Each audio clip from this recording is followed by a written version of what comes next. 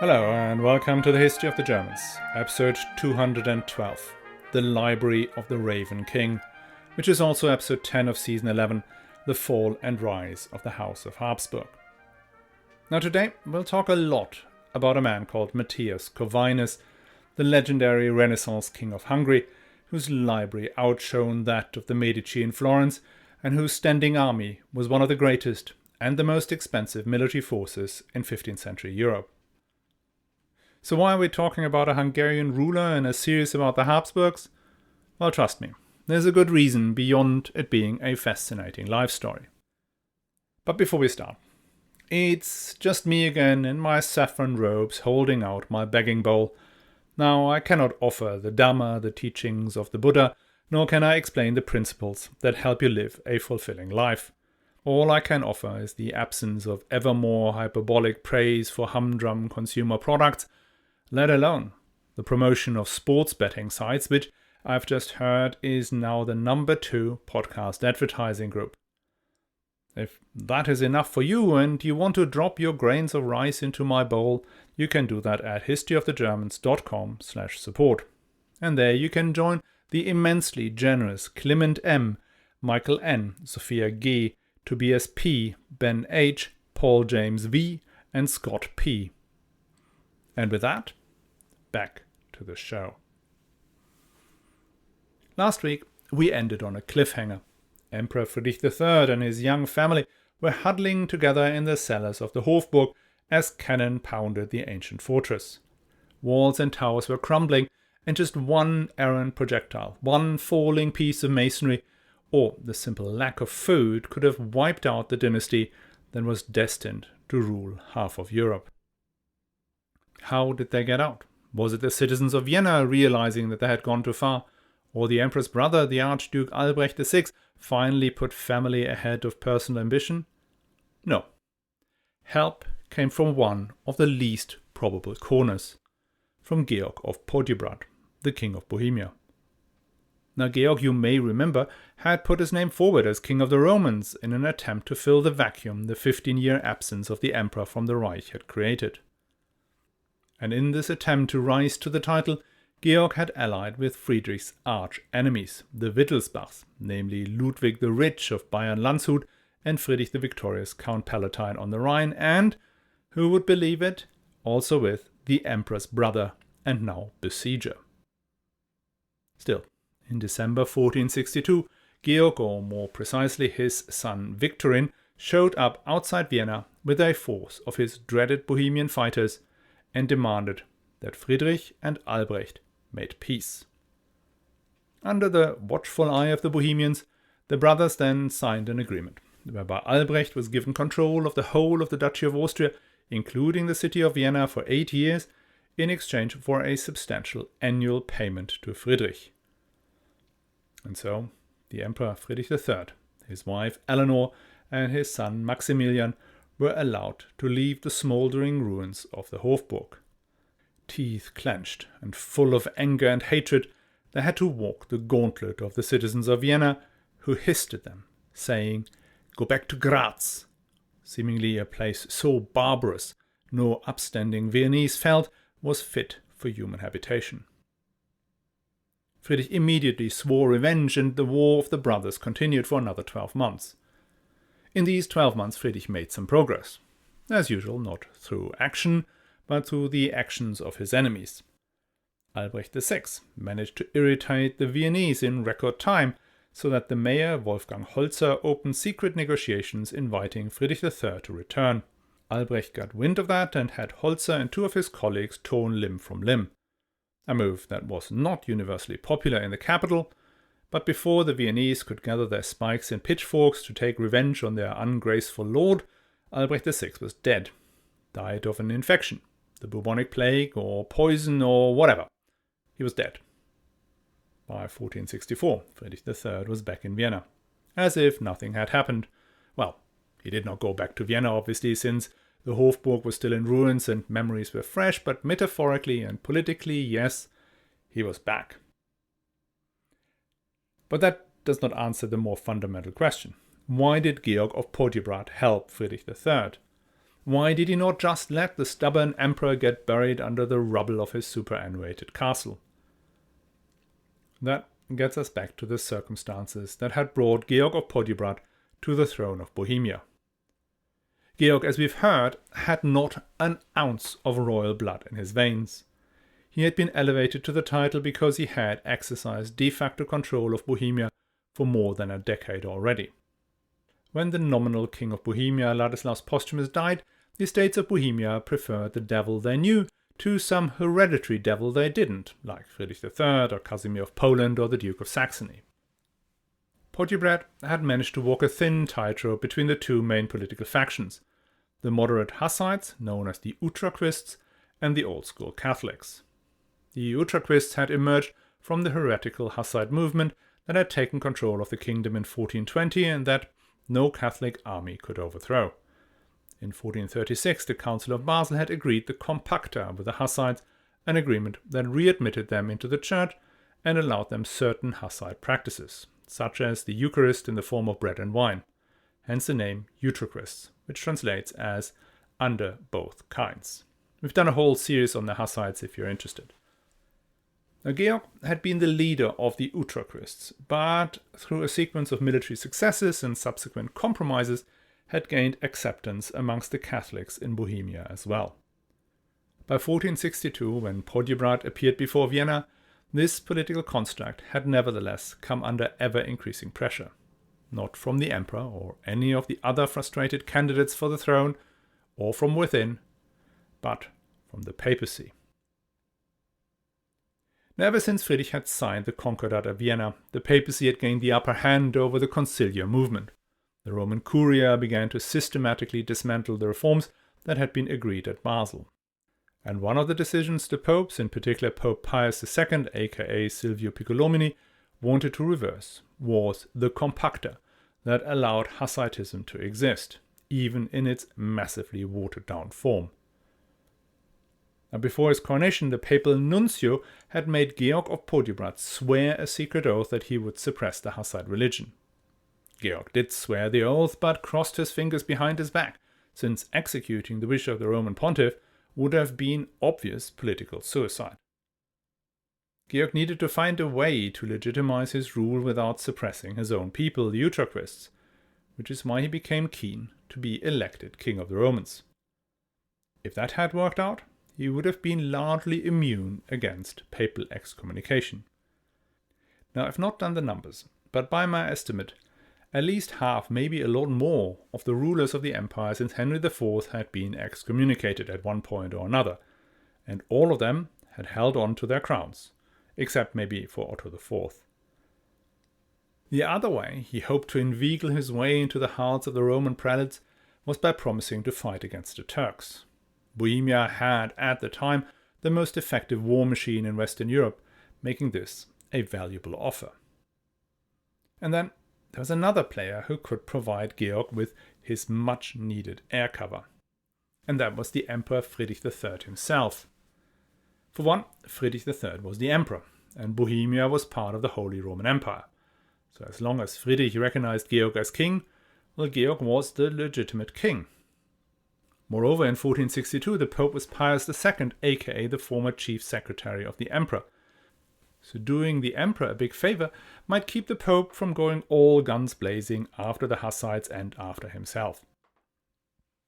And the final question was, what happened if Friedrich managed to get out of Vienna under his own steam? If he found Georg on the side of his enemies, well, he would almost certainly ban him and encourage the Pope to excommunicate and depose him. And that could easily lead to an uprising of the Catholics inside Bohemia, plus an invasion by his rapacious Catholic neighbors. So much better to gain the eternal imperial gratitude as the White Knight who had come to the rescue. And that is why Friedrich III did not end up dead under a pile of rubble. Georg of Podiebrad's search for legitimacy for his kingship stayed within the established legal and cultural frameworks of the late Middle Ages. As far as he could make out, it was the popes and the emperors who ultimately decided what was right in the eyes of God, and hence what was right in the eyes of men. But we are in the year 1462. It's the year when Piero della Francesca painted his Madonna della Misericordia. Mantegna began work on the Camera degli Sposi in Mantua. Botticelli was apprenticed to Filippo Lippi, and Leon Battista Alberti was publishing his book on architecture. The humanists had learned Greek from the envoys of the Emperor of Constantinople and were compiling the definite versions of the works of the great philosophers of Plato or Aristotle, Zeno, Epicurus, and all the others. And these definitive versions were coming off the printing presses that had been running for a decade now. The world was changing. The Renaissance wasn't just coming. The Renaissance was here. Which gets us to Georg's colleague, Matthias Hunyadi, the 15-year-old who had been made king of Hungary about the same time as Georg had become king of Bohemia. And when Georg had an issue with legitimacy, young Hunyadi had the same problem, only tenfold worse. When Georg became king, he had ruled Bohemia already for a decade. Matthias, on the other hand, was a boy of 15 with no experience or track record. His only claim to fame was descent from János Hunyadi, the hero of Belgrade. It was his uncle, the commander of the Belgrade garrison, who used his substantial influence to get the magnates to elect him. Now, this uncle may have believed that he would be rewarded with at least a few years of regency on behalf of his nephew, but found himself instead confronted with the harshness of Matthias' character. The young king sent him off to defend the border in Serbia, where the Ottomans kindly obliged him by capturing and decapitating him. In light of these events, several senior magnates became unsure about young Matthias, left Buda, and elected, of all people, Friedrich III as King of Hungary. And what made this an even more serious challenge to the son of János Hunyadi was that Friedrich had the crown of St. Stephen. Now you may remember that 28 years earlier the mother of the boy king Ladislas Posthumus got her lady-in-waiting to steal this crown of St. Stephen, then in order to prevent the coronation of a Polish king as King of Hungary. Now, that particular part of the plot failed, but the crown of St. Stephen had remained in Vienna all that time. Friedrich III now had it and used it to get crowned as King of Hungary. As usual, this was the maximum extent of Friedrich's activity as King of Hungary. He fortified the castles he already held in the west of the country and went home to Wiener Neustadt for more gardening, presumably. That allowed Matthias and his advisors to stabilize the situation and regain the confidence of several of the magnates who had rebelled. But the issue of the crown remained. Now, these crowns were not just decorative objects, but spiritual ones as well. They contained relics that were linked to saints, in this case Saint Stephen of Hungary, and over the long period that Hungary was ruled by foreign families, had become the symbol of the state itself. We've already seen that the Emperor Karl IV had quite deliberately made the crown of Saint Wenceslas the object that the kingdom of Bohemia rallied round, rather than the person of the king. In Hungary, that process had been not quite as deliberate, but the result was similar. Only a king who walked under the crown of Saint Stephen was the real king. And that applied even more to a king who had no royal blood. Matthias needed the crown of Saint Stephen if he wanted to make sure his kingdom and his dynasty would endure. And in 1463, he got it back. Matthias had been negotiating with Friedrich III for years over his claim to be King of Hungary and the crown and everything. And as always, Friedrich had blocked and insisted on his rights even when he had absolutely no chance at all of turning them into tangible power. But when Friedrich returned from his ordeal in the Hofburg, he was ready to trade. For the right sum, a sum large enough to muster an army against his hated brother, he would hand over the saintly headgear. 80,000 gulden was the price and a little bit of small print. That small print said that Friedrich was allowed to retain a few Hungarian counties and castles, places he had held since 1440 anyway. And then there was just one more minor thing, that Friedrich was allowed to retain the title of King of Hungary, and that if Matthias would die without an heir, then Friedrich would automatically succeed him in Hungary. That should have been one of those completely out-of-the-money options that were practically worthless. Matthias was 20 years old. Friedrich was 48. Matthias had just got engaged to Catherine, the daughter of Georg of Podjebrad, who was 14 years old and ready to produce heirs.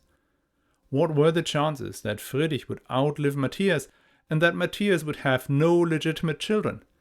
Yeah, what were the chances, indeed. Now, the crown of St. Stephen did help Matthias to establish his right to rule in Hungary, but it was by no means enough. The magnates of Hungary, the 60 families that controlled this enormous kingdom that at the time comprised not just modern-day Hungary, but also Slovakia, Croatia, and Transylvania, they did not regard the Hunyadis as equals. Matthias had not been born in a massive castle in the Hungarian plain, but in the house of a well-to-do wine grower in a city that is now in Romania, where it is called Cluj-Napoco, but is known to Hungarians as Kolozsvár and to Germans as Klausenburg. This was and is one of these regions of Europe that are heavily contested between various ethnic groups, including the Siebenbürger Sachsen, who had come there in the 13th century. Now, there is no way I can get through this history as a sidebar in this episode, so we just leave it at that. Matthias Hunyadi was born in Transylvania. His father, though a great hero, had come from a family of lower nobility who had risen to prominence and enormous wealth under Sigismund's reign as King of Hungary. A hero, sure, but still not exactly the right sort of a chap. And even if his son now carried the most holy crown of St. Stephen on his head, underneath he was still that same old chav. What Matthias needed was a way to bend the magnates to his will. And not just one way, but preferably a whole set of tools. And since Matthias was a very smart guy, educated by one of Hungary's most learned and most astute churchmen, he came up with several. The first one was to style himself as Europe's bulwark against the infidels. In 1456, Hungary had, again, stood alone against the Ottomans coming up the Balkans. And since the empire was unable to get its act together, and neither Bohemia nor Poland really helped, Matthias could quite credibly claim that he, and only he, was the shield of Christendom. And that was a claim that resonated very strongly in Italy. We tend to forget how close the Ottoman Empire had come to Italy, in particular southern Italy. The Strait of Otranto is the narrowest point of the Adriatic, where just 45 miles separate the coast of Italy from Albania. I have been to Otranto, and you can actually see the mountains of Albania from there on a clear day. So for now, Skanderbeg, the most successful Albanian leader of the period, was winning his battles against Mehmed II, but Skanderbeg died in 1468, and from then onwards an Ottoman invasion into Italy became a possibility that actually materialized in 1480, when Ottoman troops took the city of Otranto in Puglia. Long story short, the Italians were a lot more concerned about an Ottoman invasion than the rest of Western Europe. Byzantine exiles from Constantinople had been stirring up fears of the alleged barbaric Turks for decades. Their pupils, the Italian humanists, would write long elegies about the Hunyadis and their valiant defense of Christendom against these vicious fiends. The popes in particular bought into that sentiment and supported a united and powerful Hungary. And as long as Matthias was the most likely person to keep Hungary together and ready to fight, the popes held their hand over the king, come what may. The second pillar of his regime was the army. And what an army it was! Matthias had inherited his father's mercenary force of 6,000 to 8,000 men, kept under arms at all times. Over his 32-year-long reign, he will expand this force to its peak of 28,000 men, making it the by far largest standing army in Christian Europe, twice as large as the standing army of Louis XII of France. And this army consisted of 4 main forces: the heavy cavalry, infantry, the light cavalry, the famous hussars, and finally regiments of field artillery, used in the early stages of battle and during sieges. The regular use of artillery was not the only innovation. A quarter of Matthias' infantrymen were equipped with an arquebuse, a type of early musket, more than any other army at the time. Their fighting tactics took some inspiration from Jan Žižka's Hussite Wagenburgs, though instead of bringing along carts, his infantry used pikemen to form defensive squares, allowing the arquebusiers and crossbowmen inside to shoot at the enemy, very much like Žižka's fighters shot from inside their Wagenburgs. Light cavalry too was an innovation, likely inspired by Ottoman warfare. These forces were highly mobile, brilliant at raids and surprise attacks. Though what made this army the most powerful fighting force in Europe was that key ingredient of modern warfare: discipline. The soldiers in the Black Army were professionals who fought for money. Matthias paid them well. His heavy cavalrymen were paid 5 florins a month, well above the usual 3 florins. Light cavalry received a little bit more than 3 florins a month, again substantially more than normal. Within the infantry, pay varied between the simple pikemen and the crossbowmen and the arquebusiers and the most specialized, the gunners, who were operating the field cannon. But all were paid a lot more than anyone else would. And in return, they had to follow orders, they had to train, they had to work together across cavalry and infantry and artillery, and accept that their officers were chosen on merit, not on who their dad was. Now compare that to the Battle of Nikopol, which was only 70 years earlier, where the arrogance and the stupidity and lack of discipline of the Burgundian and the French high aristocrats led to the annihilation of the Christian forces by the Ottomans. When Matthias' army reached its maximum size of 28,000, the cost of keeping it in the field is estimated at 300,000 to 350,000 gold florins per quarter. To put that in context, as we just heard, Matthias paid Friedrich III 80,000 ducats for the crown of St. Stephen's. That's just a month's wages. When Albrecht III paid up for the privilege to marry the daughter of the Emperor Sigismund, and with her the rights to the Hungarian and the Bohemian crowns, he paid 400,000 florins for the privilege. Again, the equivalent of just 4 months of Matthias' army. And this was not the only standing army in Hungary at the time, because apart from the mobile Black Army, Matthias furnished the fortresses along the southern border with permanent garrisons, equipped with cannon and trained in defensive siege warfare. These fortresses covered an unbroken line stretching 500 kilometers from the Adriatic Sea to Wallachia, almost 5 times the length of Hadrian's Wall.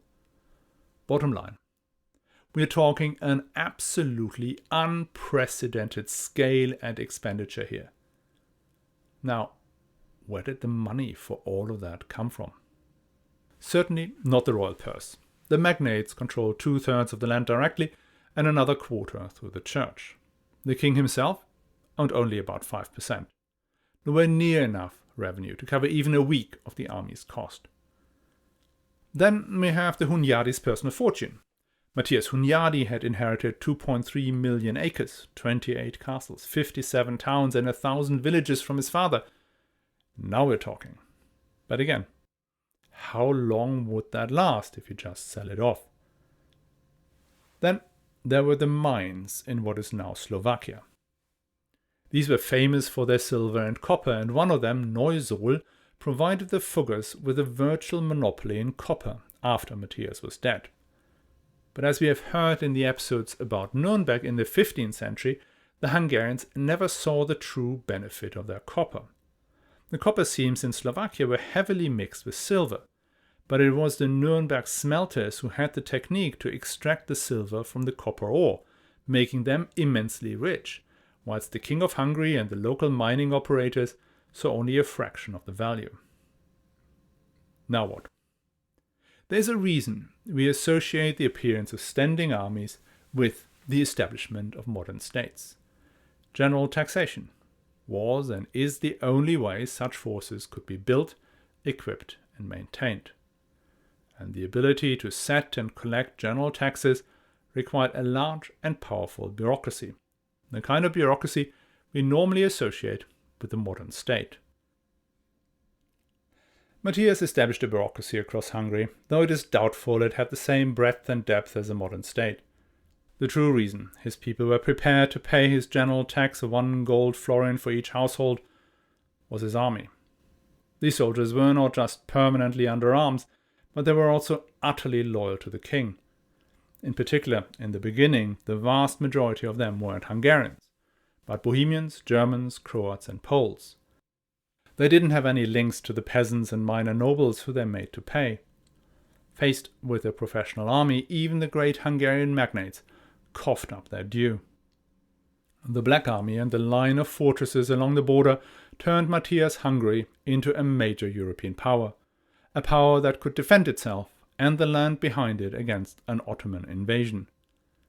But it wasn't powerful enough to take the offensive to Sultan Mehmed's 60,000 cavalry and 10,000 janissaries, which explains Matthias' rather lackluster attempt to join the crusades the popes kept calling for. In fact, he only pursued one major campaign in 1464 in Bosnia, where he recaptured an important fortress. But that was as far as it went. When his ally, Vlad III, the voivode of Wallachia, stood up against the Ottoman Sultan and raided across Ottoman Bulgaria, Matthias not only left him hanging out to dry, but actually took him prisoner. Now we know Vlad III by his epithet Vlad the Impaler, or even better by his other nickname, Dracula the Little Dragon. I'm not going to discuss the contested question whether or not he was indeed a total monster who had tens of thousands of men, women and children, even babies, impaled. What matters here is that Matthias used these stories to paint Vlad as a psychopath, which justified his decision to not support his crusade, to lock him up, and thereby appease the Sultan. Which gets us to the third leg of his power, a tremendous public relations machine. Matthias had enjoyed a very thorough education. His tutor was János Vitéz, one of the early humanists in Hungary. Vitéz had studied in Vienna and had risen to prominence in the service of Emperor Sigismund. In 1445 he had become the Bishop of Oradea, where he built one of the earliest Renaissance palaces in Central Europe. And that palace held a great library that contained the latest editions of the Latin and Greek classics, to be perused by his circle of humanist friends, many of them Italians, but also Germans, Poles, and obviously locals. He sponsored many young Hungarians to study in Italy, including his nephew János Pannonius, who became the best-known Hungarian writer of his period. Now Matthias, who had grown up in this environment, was naturally drawn to the new ideas about architecture and culture that came over from Italy. It is again important to understand that Hungary at the time had access to the Adriatic and connections to Italy were close and well established. After all, the dynasty that ruled Hungary before Sigismund had been the Anjou of southern Italy, and Matthias' second wife was the daughter of King Ferrante of Naples. It is therefore not at all surprising that Italian humanists, architects and artists were attracted by offers from Hungarian courts. But there was also a political dimension to these cultural exchanges that Matthias sought to benefit from. So let's take a look at who was in charge in the major Italian states in 1460-1470. Florence was ruled by the Medici, a family of bankers. Venice by an oligarchy of traders. Mantua, Bologna, Rimini, Perugia by local strongmen who had risen as condottieri, and then most of northern Italy was under the control of Francesco Sforza, the greatest mercenary captain of his age. Very few of these were held by ancient aristocratic families, and even those, like for instance Naples, were held by rulers of, let's say, dubious legality. And one way in which these commoners justified their rule was through art and architecture. Brunelleschi's cupola of the Duomo in Florence was not just an engineering marvel, it was also a symbol of the effectiveness of Medici rule. Leonardo's Last Supper was not just a masterpiece, but also a sign that the Sforza were ruling with God's blessing. The biggest propaganda value lay in the references to the ancient Romans. The great Roman consuls and emperors, Scipio, Marius, Caesar, Augustus, Trajan, Marcus Aurelius, Constantine, they had not inherited absolute power, but had earned it. While those who just inherited power, the Caligulans, the Neros, the Commoduses, and Heliogabalai, they squandered it. By going back to the ancients, these strongmen could justify their rule, claiming their merit superseded the hereditary rights of the Visconti or the Anjou. So when the Malatesta of Rimini commissioned Leon Battista Alberti to turn the old Gothic cathedral into a mausoleum for his family, in the style of a Roman temple, it wasn't a fashion statement, but a political one. Art and architecture was one component of this large public relations effort to legitimize the power of those nouveaux riches. The other was science, knowledge, literature, and all that comprised in libraries. The great Italian princes competed hard over who had the most dazzling court of intellectuals and the largest and the best library in the land. Cosimo de' Medici and his grandson Lorenzo were avid collectors, bringing together roughly 1,000 or so manuscripts, covering both religious and secular topics, now in Michelangelo's Laurentian library. Federico da Montefeltro, Duke of Urbino and quintessential Renaissance prince, had a similar number of books, most of them in Latin, but also 168 in Greek, 82 in Hebrew, and even 2 in Arabic. And that is where Matthias, a new man even more than any of these, superseded them. In the magnificent Renaissance palace his Italian architects had erected for him in Buda, his library comprised roughly 3,000 volumes, 3 times as many as the Medici and almost as many as the largest library in Christendom, the Vatican Library.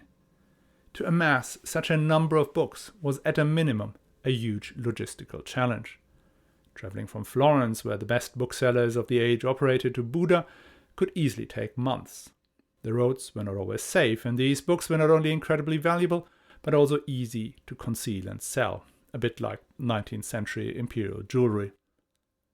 Some of these books Matthias took from other Hungarian libraries whose owners had either passed away or fallen into disgrace. Others he had produced in a workshop that he had established in his palace at Buda, but the majority he had ordered from Italy. Hardly anything that Matthias built or collected survived the vagaries of time. His palaces in Buda and Visegrad had been entirely destroyed, so that just one of the many fountains that once adorned his gardens survived. Of his famed library, only 200 books can still be attributed. But as a political tool, it did work. He had placed the library right behind the throne room.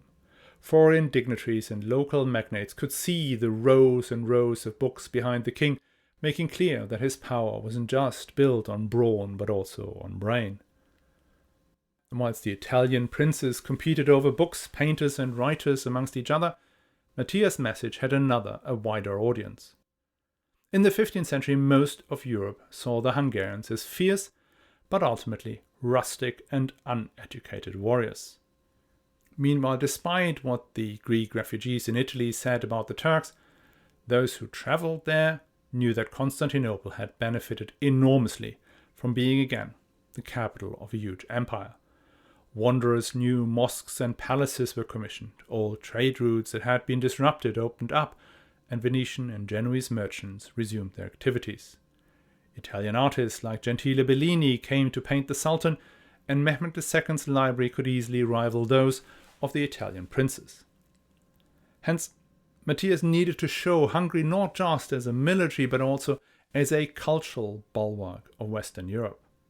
His library, his buildings, and the humanists at his court were there as the intellectual force that held back the alleged barbarism of the Turk. Now, we know him today as Matthias Corvinus, after his heraldic symbol, the raven, corvus in Latin. In the 15th century, the raven was not yet a symbol of darkness and witchcraft. It appeared in Genesis, when Noah sent a raven to find out whether the waters have receded. Ravens fed the prophet Elias during a drought, and in Luke 12:24 it says, "Consider the raven, they neither sow nor reap. They have neither storehouse nor barn, and yet God feeds them." Ravens were birds, sent by God for a specific purpose, and hence most suitable for a king tasked with the defense of Christendom. Some Italian humanists then concocted the idea that the Hunyadis were descendants of Marcus Valerius Corvus, a Roman senator elected consul 6 times and dictator twice. Matthias never formally endorsed the theory, but he also did not deny it, again adding to the reasons he was the rightful ruler of Hungary. And not just Hungary. As we already mentioned, Matthias Corvinus did not use his great army and broad support at home and abroad to regain lost territory from the Ottomans. In fact, he largely left the Ottomans alone after 1464. Instead, he turned his gaze north to Bohemia and Austria. It was these lands he used his army to conquer. First he went to Bohemia, the kingdom of his erstwhile father-in-law Georg of Podjebrad. By now Pope Paul II had revoked the Compacta, and Georg of Podjebrad, as he had always feared, had been excommunicated and deposed. This gave Matthias the justification he needed. As the shield of Christendom, he was not only tasked with defense against the Muslims, but also with eradicating heresies. Or so he claimed. In 1471, he had succeeded in a manner of speaking. Georg of Podjebrad had given up the hope of creating a dynasty and had made Casimir IV of Poland the heir to the kingdom of Bohemia. And he had given up the outer territories of Bohemia, Silesia, Moravia and Lusatia, to Matthias. Now after this success, Matthias turned on Austria and on Friedrich III. Now this war that lasted until his death in 1490 could not really be justified as a crusade against a heretic or a war against the Turks. If there was to be a justification for his ambition, it went roughly as follows. The Ottoman armies are far stronger than those of Hungary alone, even his Black Army. If Europe was to be defended successfully, all of the forces of Central Europe, Hungary, Bohemia, Austria, the Holy Roman Empire, and Poland, have to act in unison, and guess how one can ensure that these diverse places act in unison. Now you ask, what has all that to do with the Habsburgs? States and empires stick together for a reason. Often these reasons are cultural or linguistic, but sometimes they're not. Sometimes they are driven by a shared belief in institutions, like in Switzerland. Sometimes they're a function of geography, like in Britain, and sometimes they're a function of geopolitical circumstance. If one wonders why three so culturally different nations like the Hungarians, the Czechs and the Austrians, plus a large number of others, stuck together from the 15th to the early 20th century, it wasn't just the iron will of the Habsburg dynasty. As we have seen at the top of the episode, the Habsburgs could have easily disappeared from history in 1462. If they had disappeared, I'm still fairly convinced that a multinational state in Central Europe would have emerged anyway, be it under the Hunyadis or the Jagiellons or someone else. Because only a combination of these forces and support from Poland and the Empire was strong enough to halt the Ottoman progress. This objective was what gave legitimacy to the state and the campaigns of Matthias Corvinus, and will give justification for the existence of the Habsburg Empire. And the Habsburgs adopted some of the other elements of Matthias Hunyadi's concept. The Landsknechte were Maximilian's version of the Black Army.